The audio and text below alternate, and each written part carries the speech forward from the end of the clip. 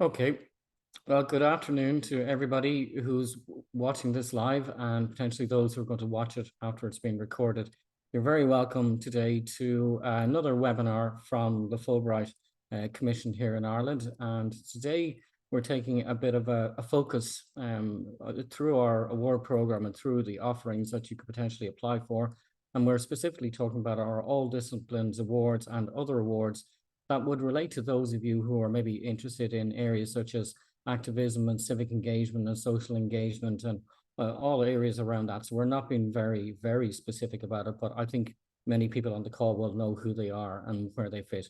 And hopefully by the end of this conversation today in discussion of the awards, you will be able to take a view to say, okay, I better understand where I would fit. The reality is probably most people on the call will fit through some aspect of our All Disciplines Awards, and we will come to that. We will also be joined when I go through, after I've gone through the process, by Grace Oladipo, who is a Fulbright alum. So jumping in, just to mention one thing is that we also as a commission run the Education USA portal, and that's really a source of initial information about how to apply to the United States if you want to engage in an undergraduate or a postgraduate program. In particular, a lot of supports are typically provided for undergraduates who are leaving school and considering where they want to go to next and applying to. And we run this on behalf of the US Department of State. So if you are interested in that, or you know people who are interested in that, please look through our website. You look for Fulbright.ie and look through to the Education USA part of the website. Okay, so reverting back to the Fulbright program, which is what we're going to mainly talk about today. The Fulbright program took its name from Senator J. William Fulbright, who was instrumental in setting up the program back in the 1940s.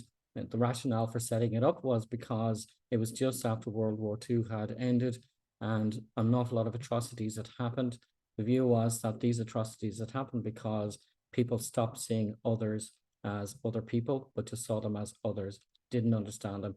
And it's easier to impinge upon people's rights and civil liberties and lives if you see them as others. So I think that's quite important. And it's important then, it's important now as well. Initially, the program expectation was that 8 other countries would join it. It's been up to about 180 countries. So I think we could say it's been wildly successful. There are lots of reasons why, and I'll touch upon those as we go through the process. So in Ireland, the programme and the Commission are funded jointly by the Irish and US governments, and we have sponsors and we have higher education institutions as well, universities and colleges, who also put their name, their resources and their money at times behind the programme. So we're very blessed in terms of having a wide range of supports, and it gives us a lot of capability and capacity to engage and provide as many awards as possible to our worthy applicants. And it comes in both directions. So we have people coming from the United States to Ireland and going from Ireland to the United States as well.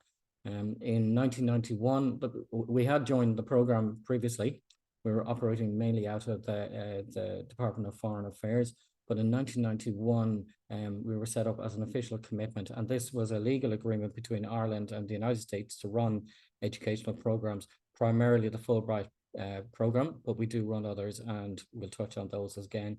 And we are here now in 2023. There are 49 commissions around the world, Ireland being one of them. The rest, where the program operates, they operate what's called out of post.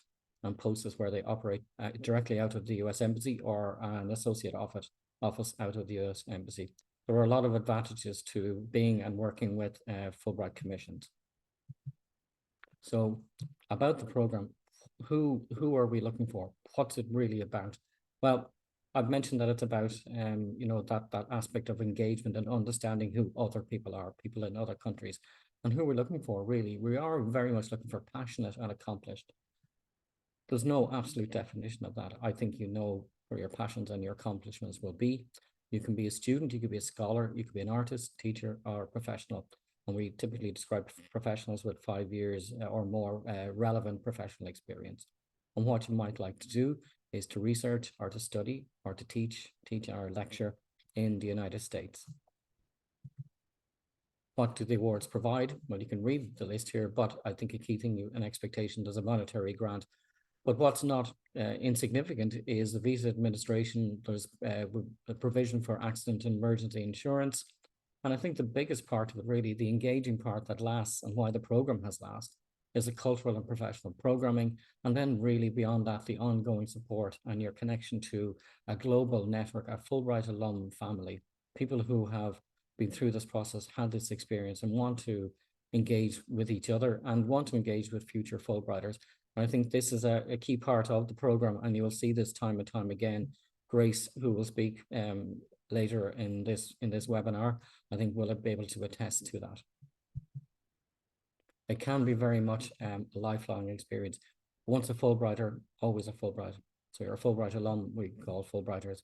So if you're part of that program, you can be in and out, you step in and out as it's appropriate to you. It provides a recognition of who you are and what you've achieved. There is a prestige associated with the Fulbright Award. I think everybody knows that. Certainly what we don't expect and we don't push and we don't think exists and we fight against wherever it might happen is the idea that might be elitist, because it really isn't. It's not. And we will keep talking about the all disciplines and who we're mostly interested. We're mostly interested in people. You are joining a family, and that family is of global peers, people who are like yourself, people who are engaged and passionate and accomplished.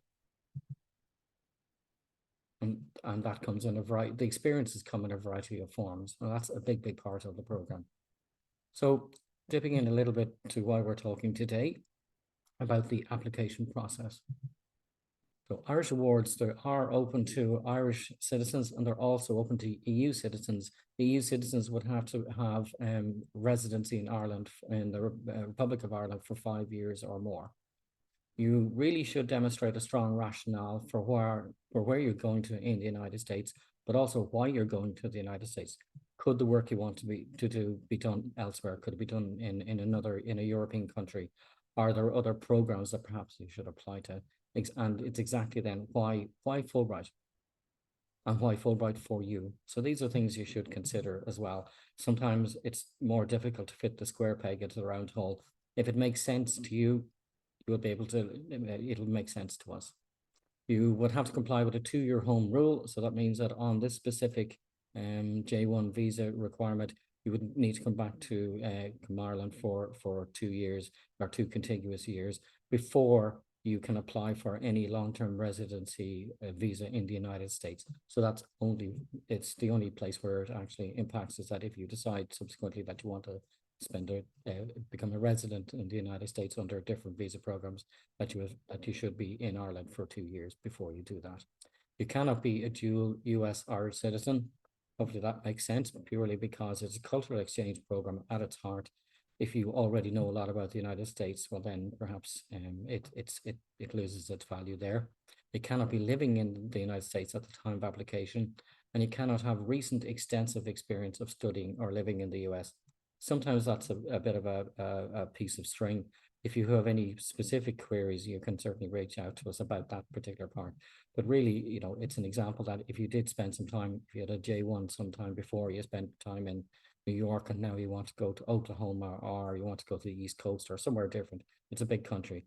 So you will certainly have a very, very different experience. So we would not consider that to be extensive experience. But certainly if you have any concerns, please reach out to us. Application timeline, well, clearly the applications are open and hopefully you're giving serious consideration, or perhaps you're already in the process of putting in your application. If not, there is time to get involved now. We will close at the end of October. In November, December, we will be doing technical reviews of your application. And then in January to February, we'll be calling people to interview, and we would expect to be making offers by early March. In terms of what you might want to do, there's no particular order for the information below, but I think, as I talk through the process, some of that should come it should be more obvious and evident. I think if you haven't really looked at the program, certainly the best place to start is to review the information on our website. There is extensive information there, extensive videos as well, to help you and guide you as you develop your project and your program. So The types of awards that are available, there are more than these, but today I'm more generally going to talk about them. Irish Student Awards, Irish Scholar Awards, and then Fulbright Schumann Awards. I will come back to those. A couple of the other awards, the Tech Impact and the FLTA, which is Irish language, probably are not relevant to this specific group. If they are relevant to you, then we certainly have webinars that are more focused on those areas. So I would say, please look those up. So in terms of the Irish Student Awards, they are for postgraduate research or postgraduate degree programs for a master's or a PhD. If you're looking at an Irish Scholar Award, the expectation is that you will have a PhD already, or you can apply as a professional with 5 years relevant professional experience. And in that sense, you would want to research or lecture in the United States, or a combination of both. And I'll talk about the Fulbright EU Schumann Awards that are currently open. You apply through the Belgian Commission. So it's a Fulbright.be or the Fulbright Schumann Award. And I'll come to a slide later on about that. But that might be relevant to some of the people who are listening into this or watching this webinar. So talking about the All Disciplines Award, I mentioned at the beginning that I would expect that there was an award here for everybody on the call, certainly if you can pass other eligibilities, and we'll talk about them. But all disciplines really means that. So we talk about people coming from humanities across to law. We have judges, we have biotechnologists, we have museum specialists. Across the board, all disciplines really means all disciplines. So we would expect that everybody can find the space for themselves in that. If you're a scholar, then as I mentioned, you must have a PhD or 5 years relevant professional experience. You would need to establish your affiliation with a US institution. You can go for a minimum of 3 months and a maximum of 12 months. We don't have multi-year awards. And for students, our definition of student is that you are on a degree-seeking course, or that you're looking to go on to a degree-seeking course, a postgraduate degree-seeking course. The difference in terms of timeline will be that the minimum time is 4 months and the maximum is 12 months. There are some award exceptions there, and you'll see that in the museum fellowships if you happen to look at those. But in general terms, it's for 4 months. Okay. I want to talk about a specific award that I hope is of interest to some of the people on the call today. It's an award we've found very interesting, and even the setup and engagement has been very, very interesting as well. This was developed through ourselves, through the US Embassy, and also with the Frederick Douglass Family Initiatives Program. We worked with them a number of times over the last couple of years to kind of promote engagement, a wider engagement in areas that they find very important, that we find very important. We've been talking about this for quite a while, but is to complete a master's in areas such as civil rights, or in equivalent area, social engagement and social networking. We're not absolutely fixated on the area, but we would expect that it is some sort of social engagement part of that. Identifying where you would go in the United States is important as well. So we would expect that where you want to go, that they would have a program that is relevant to that area, so that they would have a legacy. I think is an important area in study of civil rights or social justice or civil engagement or something akin to that.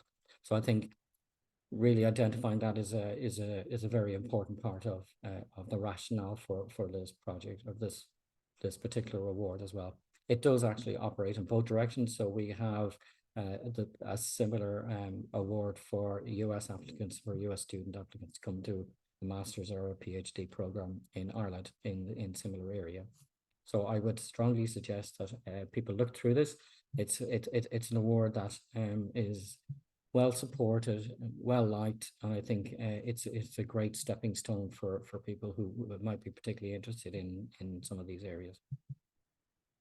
And talking about our kind of engagement and that development, I said, you could certainly watch the recent discussion that I had with 3 of our Fulbright alum. Grace Oladipo is actually going to be on the call today as well, so you'll get a view from Grace about her experience. But certainly we had a great discussion with Raphael and Matthew about the areas that they're interested in, kind of in human rights and social activism, social engagement. So I would consider that you might watch that just to get ideas as well, maybe for how Fulbright engages and how the areas might overlap with what you're doing. We have some specific awards as well where we have an engagement with the hosts. A really interesting one is with Notre Dame Law School, and we're very proud of the people that we have sent on that. Grace gets mentioned a few times in this call, but she was certainly one of those people who went on this award, and I think got great value from it as well. But Notre Dame are very, very engaged and very interested, and the quality of our Irish applicants to them has been really high. So I think there's a very high bar set there, and in a good way. So we would certainly consider that if you are looking to do an LLM in human rights, this could be an excellent place to land. There's lots of details there. You will find this information as well on our website, so I'm not going to belabor it. Certainly you can rewatch this video as well to get additional information. But I would say that this is a really interesting award that people may consider applying for. We have a similar award as well in agreement with Penn Carey Law in the University of Pennsylvania. Again, it's the same ideas that you apply to do an LLM there. They're very engaged. They're very interested in Irish applicants there. They've had some good successes over the years. So you're not landing cold there. You're not reaching out on a cold sheet. It's they understand and they're going to be warm and welcoming to you. So if this is something that you think you might be interested in, you can particularly focus on the area today. They are very interested in human rights. So I think that could be an area that you might be interested in exploring. But obviously it's a wider area as well. The other award, the Notre Dame, was very specifically in human rights. We have a number of sponsored awards as well, and while I'm not going to go through most of those in detail, what I can say is that depending on your area and what you're bringing to it, most agencies, most of our sponsors are very interested in wider, well, they're interested in people as we are. They're also interested in the wider aspects that you bring. So it's not always guaranteed. We've had people apply, I think, successfully gone on EPA awards, but actually what they're looking at is the impacts of policy and engagement with social programs associated with environmental protection. So there are many ways, and my background, I think, has always been in kind of hybrid sciences. So I'm very interested in where the application of different experiences and different knowledge can really impact and improve on other areas. So I would always say keep that in mind if you're considering applying. Perhaps this would be a very interesting area for you to move into. So hence the hint: be strategy aware and be innovative.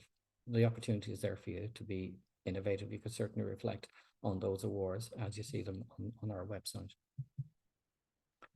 If you do look through those, I would say as well, just a number of them would have been undersubscribed in 2022. Can't guarantee that would be the same in 2023, but it's certainly worth noting. I should say as well that if you're a scholar, the NUI Early Researcher program, it is effectively all disciplines in its sense as well. So you could look at the NUI award as well and consider where you might want to work. So your area probably will fit under that. There isn't a specific discipline focus for that. So that's the NUI Scholar Award. And just an ongoing program, that's the Fulbright National Archives Heritage Science Fellowship. It's for professionals and advanced doctoral researchers.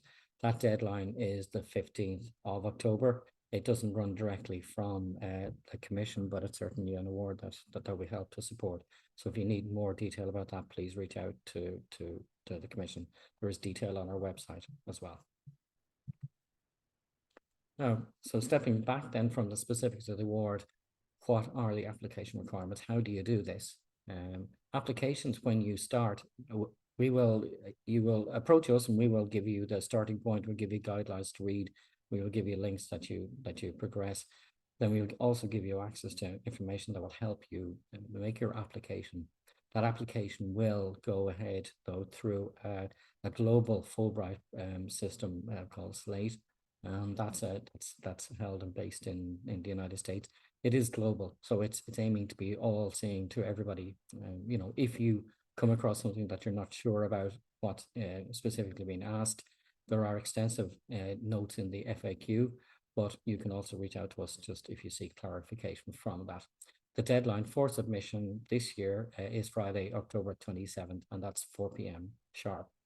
And we adhere to that because we want to be fair to all of the people who have made the deadline. So as with any program, we're pretty definitive on that. So 4 p.m. Irish time on Friday, October 27th. Your application will include personal information and a CV. Then your Fulbright statement and your personal statement. I'm going to keep saying this, but it's very, very much about you. We're very interested in people.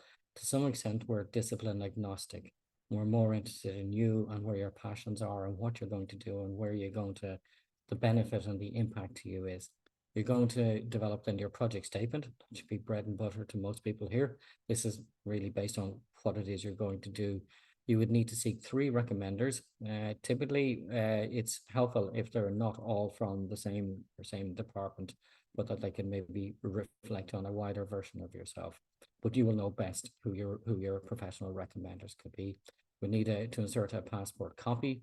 And if you're an artist, then you can either give access to online versions of your art, or you may have to send in hard copies.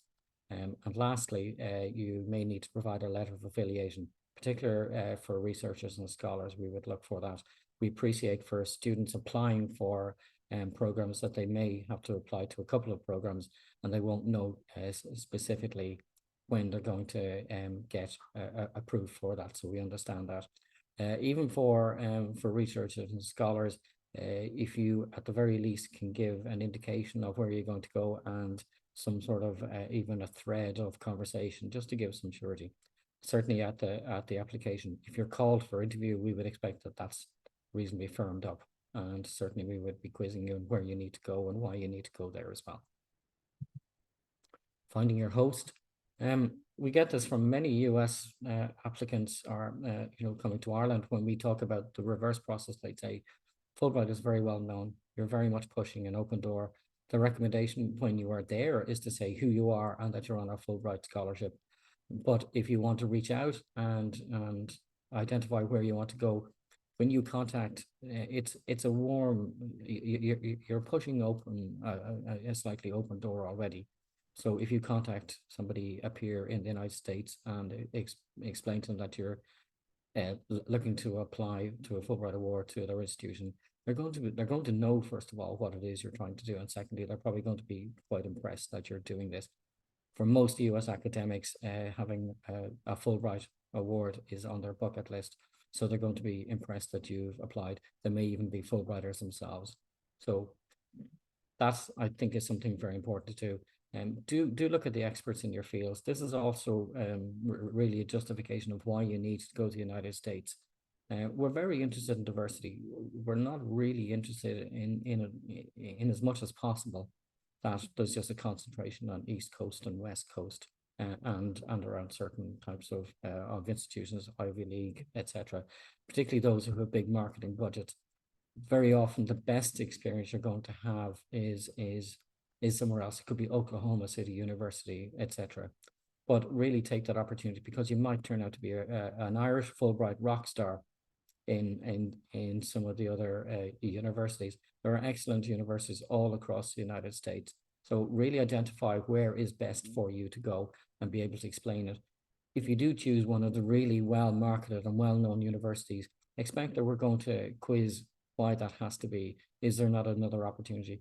And your the reviewers, technical reviewers, probably will well know where the best experts are in your field in the United States. So be prepared for that. Understand why it is, why you need to go there. Ask your, so it's ask your colleagues. If you don't know where you might go, ask your colleagues and see if they can help with that as well. Or follow the thread of research and activities in the United States. But those hints there, it should make sense to you why you need to go, but then follow it up with, I need to go to this place because, and through a Fulbright because. So just make sure to be very clear about that. Preparing your application, Why is your work groundbreaking or interesting, or at least interesting to you and the passion that you want to develop? As I've belabored the point about rationale for going to the USA, explain that, identified specific areas you will concentrate on, your objectives and your expected results. These are all bread and butter activities, and you would normally be used to putting these in. But also, we're very interested in the impact this will have on your area, on your research and your career and you personally. So it's very, very much, that's probably the biggest part of the Fulbright program, is its impact on you and that cultural engagement that you will get from being embedded in the United States. That's what we're more interested in. When I said that we're to some extent discipline agnostic, that's true. What we're more interested in is impacts on you and impacts on the area that you're passionate about. Preparing your application. So coming back again, reiterating point, it's about you personally. Tell us about you. All aspects of you are very interesting. We will, at the interview level in particular, we'll be seeking to really understand who you are. So personal and professional ambitions, your motivations, your interests. Talk to Fulbrighters who have already been there. I think they can explain that well to you, you know, and maybe the role and benefit to you and to wider society and the Fulbright program and the ethos that the program is pushing, understand what they are. If you're talking through your Fulbright statement, it's important not to rehash your study objective, you know, or your CV. It's really going to be more about you. So bear in mind, we're trying to work through the prism. We're not trying to work through the prism, sorry, of your work or where you've been, but actually to understand who you are. That's very, very important. That's very important as well at interview stage. Review stage, we're going to very much look at your academic record or your academic path. Sometimes that can be the most interesting part. Not necessarily you went A to B, but you went from A to C and back to B, and maybe some of the experiences that you had. That's very important as well. That makes you you, and that makes you maybe diverse, and it brings a wholesome aspect to your activity. And then you'll obviously, we will be looking at your cultural engagement, your leadership that you have shown on the passions. When you come to interview, then it flips around and there's much more of a focus really on that aspect of cultural engagement and your leadership and you as a person. And can we understand your passion, and will you bring that passion with you, and where will you go with it, and what will the benefit be to you by having a global platform like Fulbright under your wings? So we do really want to understand that. So don't be surprised if at interview we actually ask you questions about yourself. I say this every year. I say it multiple times every year, and still people are surprised that we're asking them about themselves. You know, I would suggest if you do come to interview, please don't revert to answering questions we ask you about you through the prism of your work or through the prism of your career, because we're actually genuinely interested in finding out about you. So that's something that you're possibly not used to and haven't done before, but it's certainly worth bearing in mind through your application. And if you get to interview, that's going to be a big part of it. Diversity, inclusion, and we put together some equity steps as well to be supportive of that. We're very interested in people of all, because we're interested in people and the full stories, we're interested in people from all sorts of areas.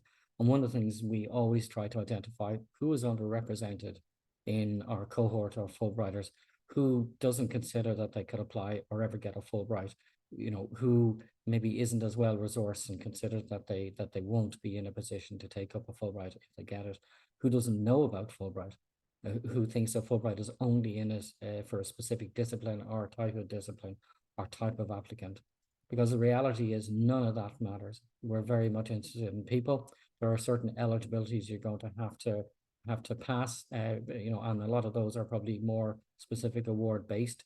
But beyond that, we're very, very interested in where you come from and what you bring to it. And there are many groups. We're showing some of the on the little icons there. We're showing some of the different groups that Fulbrighters around the world make up and part of. But we're very interested in people, full stop, irrespective of where you come from, on your background, your ethnicity, or any of those aspects. Effectively, once you join Fulbright, you become a Fulbrighter. In terms of resources that are good to use, if you know your institutional ambassadors, apply. You know, I would reach out to them. If you don't have an institutional ambassador, there are around 22. It's not an exhaustive list, but certainly there are about 22 ambassadors. If you're not on their institution, they still won't have a problem advising you and guiding you along a little bit, and maybe having a cup of coffee or a quick chat just to put you on the right path. So I certainly say reach out to those. Do look at the alumni videos and their testimonials. Get a view for the people who have been successful before. Try to identify what it is that maybe made them successful. My view on that is that they brought their passion, they brought their personality, they brought what it is that they wanted to do, and they were able to clearly articulate that, and that they were able to show that they could really use this opportunity to advance themselves and the program and advance just the relationship with the United States. So that's a big part of it. There obviously are Fulbright events. Look at any support from your institution and consider following some of the Fulbright affiliate groups. I mentioned the Fulbright Schumann Awards, just a little step back from that. This is open to for scholars and students across Europe. Actually, it also works from the US to across Europe as well. But the program is already opened. You would go to fulbrightschumann.eu and find a link there, or just go to fulbright.be, which is the Belgian Commission. You will find the links there as well. What I would say is that we're always interested to see where Irish applicants might go ahead with this. So they tend to be looking at policies and larger issues that impact the United States and the European Union. So if that is something that you think you're interested in, that's also a potential award to consider applying from. If you want to reach out to us, we can certainly facilitate you finding out more information about that. The application process will be slightly different. If you do apply, please advise us that you have applied to that, so that we can monitor the applications as they come through to make sure that you're in the mix. That if there's anything we can do to facilitate, we're absolutely here to support. But the Belgian Commission do a sterling job in running this program every single year. Another award that we run really on behalf of the US Department of State, and that's the study of the US Institute for European Students. This year, it's going to be to spend 5 weeks on an academic program in Michigan State University. Applications will open. We haven't firmed the specific date yet, but it will be probably mid to late October.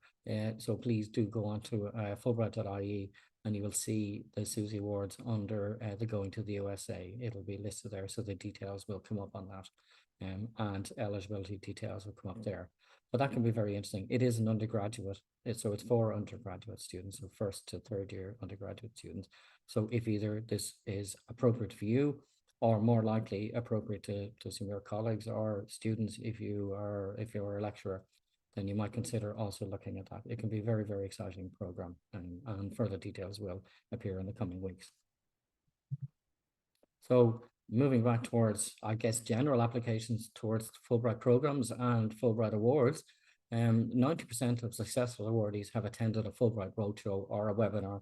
So congratulations, if you're watching this, you've already joined that 90%. So I can't say that your success is guaranteed, but you've certainly improved your opportunity. The other part we would say is that 50% of those who started an application but didn't complete it, really, I think one of the issues is they didn't engage with any of the supports that we've mentioned, and I'm going to re-mention them in a minute. But I think if you do start the program, reach out to us. It doesn't have to be a solo run. You don't have to figure everything out. You can reach out to us, or you can reach out to some of the other resources that we've spoken about there. Because this is slightly different, and because it's about you, it may be something you haven't done before, and you have to consider, how do I best write this? I can say that there are no downsides in applying for an award. It's only your time, and it's time that's well spent, because even if you ultimately don't apply, or it turns out not to be the right time for you to apply, there's a lot of information that you've gleaned about what you're doing, where you want to go, what you might want to do in the future. You've got that under your belt. You can use that for other applications. If you're applying for a job, or if you're looking for advancement, or really if you're just considering next steps, it's a really good opportunity. So it forces that. So it's a very good opportunity and we hear from many applicants who come back and say that, you know, irrespective of whether I'm successful here, I found that this has been a really, really good program for me to engage with and consider, because it's made me think about what I want to do next. You are pushing an open door in the United States, and sometimes that door stays open, irrespective of whether you get a Fulbright or not. So it's an opportunity for you to push those doors in the States. And lastly, you know, you are joining a global family of like-minded people. And more interestingly, a lot of them won't be in the area that you are in, but there's an opportunity to engage with people who are highly passionate in areas that you don't actually typically engage with. So that in itself has great value. And I would say it time and time again, there really are no downsides to applying. It's just your time, and it is time well spent. So your next steps, you know, a key one is really look at our website, get some information. There's loads of information there. Talk to a Fulbrighter, you know, so there are people who've done this before. I guess they're going to be a great source of, you know, their experience and their opinion. You know, it's not going to be you will apply. It's a personal application really, but I think you can get a view for maybe how you might consider or what you need to think about. There are lots of other links that you can follow through. They're all on this slide. They're also all over our website. So by all means, find that information. So taking that segue of talk to a Fulbrighter, I'm delighted to be able to introduce Grace Oladipo, who was a recent Fulbright alumni, and Grace is just an amazing person, and she's done an amazing job, and she has used that Fulbright platform to really develop everything that she's wanted to do and the passion that she has. So Grace, I'm going to hand it over to you, and you just, if you want me to advance the slides, just ask me to go next slide. Thanks very much. Yes, no worries. Thank you so much, Darren. Thank you so much for this opportunity as well. And good afternoon to everybody. I hope that you're doing good. And I hope that you were taking notes, because note takers rule the world. But yeah, so I did the Fulbright from 2021 to 2022. I did the Notre Dame Award, and I studied at the University of Notre Dame. I did an LLM in human rights law, and it was pretty incredible. I had the most amazing time. And I was mentioning to Dara earlier that I actually applied twice for the Fulbright, and going through the application process the first time actually let me know that I really, really wanted this. And I applied straight out of my undergraduate degree at UCD. And so I know some of you guys are probably thinking maybe I haven't achieved enough to apply. I promise you, like, you're probably the ideal candidate to apply, because Fulbright isn't just for anybody. Like, it's for everyone possible. And so I applied because I wanted to do my master's abroad, and I am so glad that I did.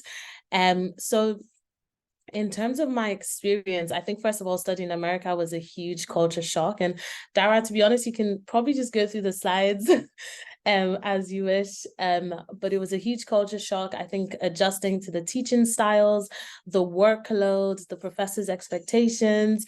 Also, public transport isn't really a huge thing in America, so you definitely needed to buy a car.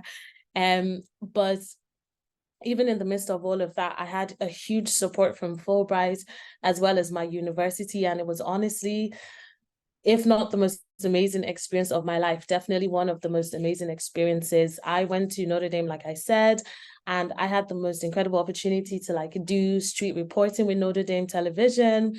I got to teach an Afrobeat dance class. I got to do a lot of travel. I went to Chicago, New York, Atlanta, New Jersey.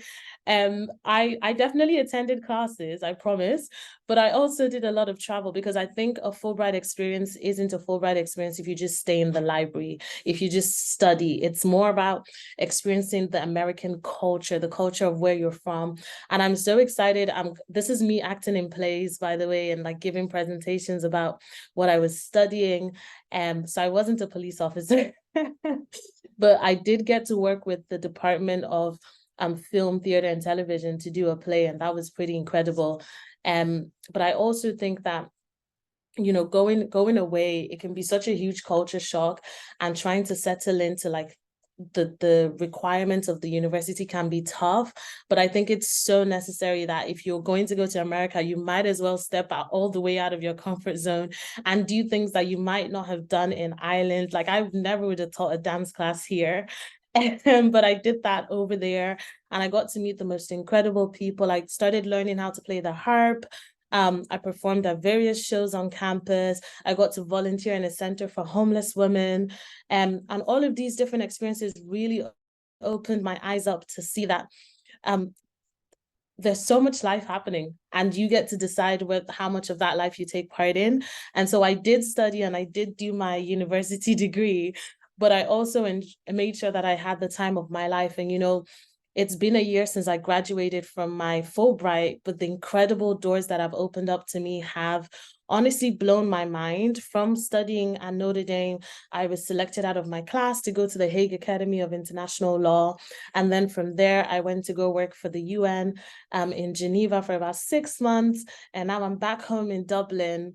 I'm working for the Department of Foreign Affairs. And this is a trajectory that I could not have designed or picked for myself. I remember finishing at UCD and thinking, like, what am I going to do next? What does life look like? And I cannot believe that just in the past year, I have lived in so many countries and done so many incredible things and had just amazing speaking engagements and met so many amazing people. And honestly, the caliber of professors in America as well was incredible. Like, I was being taught by people who had, gone to the ICJ, the ICC, just people that I wouldn't have access to on a daily basis. And so I would strongly recommend that you do go ahead and apply for Fulbright. I will say you have nothing to lose. Like, you literally have nothing to lose just putting the application in. Like I said, the first time I was just finishing my undergraduate degree. I wasn't too sure what I wanted to do, and I was just looking for more opportunities. But now I'm so glad that I did apply the second time and get selected and go all the way to America. It has definitely changed my life. And honestly, I would just say pop in your application, step out of your comfort zone. You have nothing to lose. And I'm always happy to answer any questions that people might have, or anything of the sort. But yeah, that's all I have to share and say. You can tell that I had an amazing time.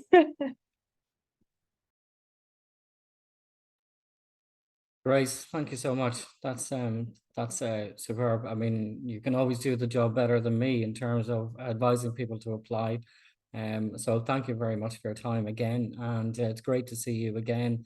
And you're part of that Fulbright family that we do talk about and can continue to do so. And I'm glad you mentioned as well all of the other people that you get to meet, because it is very much a global family of really interesting people. So it's a great opportunity, and you're a long way from finished.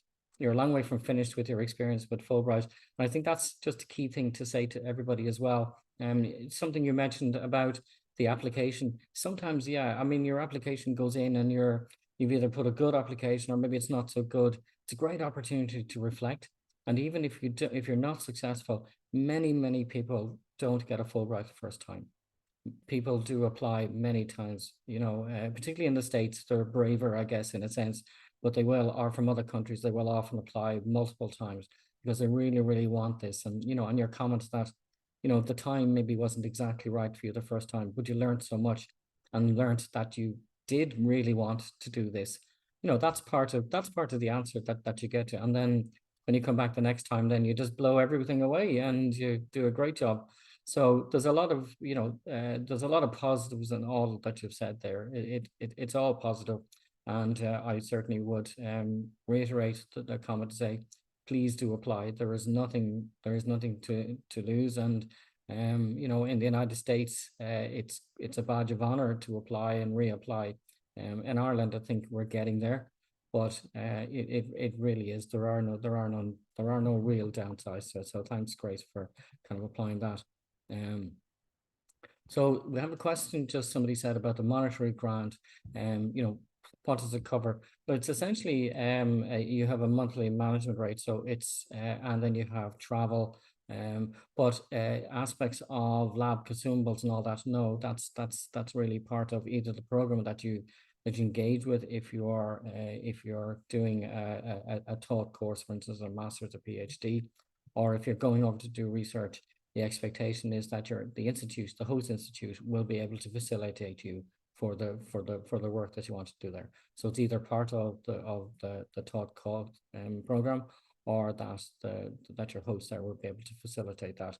Fundamentally, we're not directly paying for those aspects. We're paying for your living costs and your travel and your accident and emergency and the other programming aspects to it.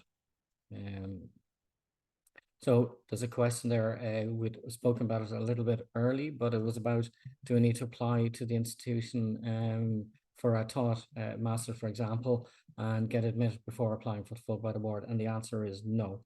So we understand that many of them, that they won't close or their decision making until after you've submitted your application.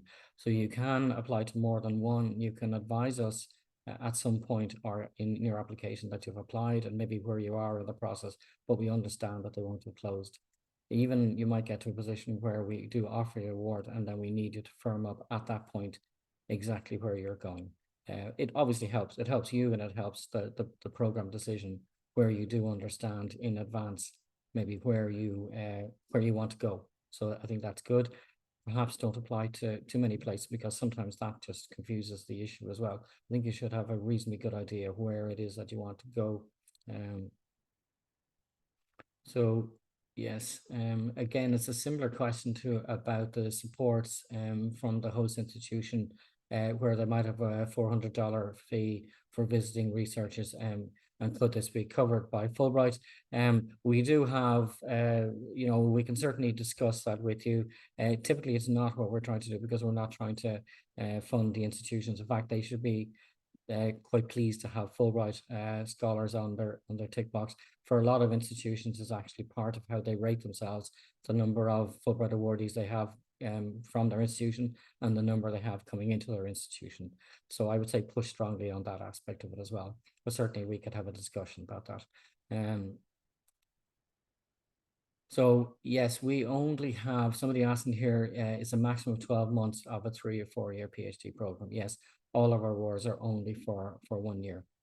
There is nothing beyond that. Now, what we find is that if you're applying for a master's or a PhD, once you're there, there's a great opportunity to look for continued support from that, because you're on the ground, you are a Fulbrighter there. Maybe you can get that sorted before you go. But yes, we only provide supports for the first year. Okay, so I'm just seeing if there's any other questions. There probably aren't too many questions really, because I think probably a lot of people they're considering that they want to apply, and there's a lot of information on the website as well. So I would say certainly look through the website if you haven't made up your mind already. Hopefully today I've given you some thought about what award you might apply for and how you might apply for it. Consider where in the States. Diversity across the States is always going to be a positive. We view it positively, and I think sometimes it gives you the best answer is to say, well, I need to go here because it has this. And then we understand you've actually really considered it, rather than maybe you've just been swayed by some large marketing budgets. I'll say no more on that specific part, but I think that point about being an Irish Fulbright rock star in an institution that's maybe less well known is very, very true, and some of the best experiences come from that. So this experience is very much for you, about you. So all of that fits together, and I would strongly say to go like that. Is there any award limitation for extension schools of the university? If the question is about that, is that can you operate outside of the university in another institution? Perhaps the person who asked that question could confirm if that's the actual question. If that's your question, I would say there aren't really any limitations for that. If you think that you're going to excuse the term, but bounce around the state or beyond the state, and then you would have to consider the engagement aspects of that. If you don't spend any time in one place, then you might never sit down any roots and have an experience. You spend your time moving around. Harvard Extension School. So if it's in the States and it's associated with that, I think, you know, the shortest answer I can give you is no, that there wouldn't be any major limitations. But again, if you have specific questions, you can send us in some detail and we can certainly follow up on an individualized basis. So we're happy to do that as well. If you email awards@fulbright.ie, so it's awards@fulbright.ie, we're happy to provide any details. I would say, you know, you don't necessarily need to ask us the obvious questions because most of that information will be available in the FAQs and also on our website. So I think at that point we've done well. We've covered a lot of information. We have a lot of thinking to do. Hopefully everybody on the call and everybody listening and watching this subsequently has a lot of thinking to do. I will say that if you decide Fulbright isn't for you this year, that's perfectly fine. You know, sometimes just it's a bit of a slow burn. You want to think about it, you want to progress. You're not quite ready for it. The opportunity is exciting, but the time isn't right. That's a good thing as well. You know, I think, you know, Grace, you're probably a version of that, but there are lots of people who start their application and realize, you know what, it's not this year. Or people who come through their application, it's a little bit rushed. They didn't fully consider it. They know themselves that they haven't put the best application they could put through, and maybe they don't get through the process. But actually what they've learned, they understand themselves that, you know, I got this far, next year or another year is a better year for me. So that's perfectly fine as well. It doesn't all have to be this year. But anyway, I think we've got to close it up and say thank you to Aoife for managing this webinar, and thank you very much to Grace Oladipo. Grace, as usual, you've been excellent and a brilliant ambassador, and wish you all the best in all of the work you're doing. I'm sure we're going to see great things from you. We've already seen great things from you, so congratulations on that. And thanks once again for giving your time and to encourage others to do exactly what you've done. So take care and thank you. Thank you so much. Bye, everyone.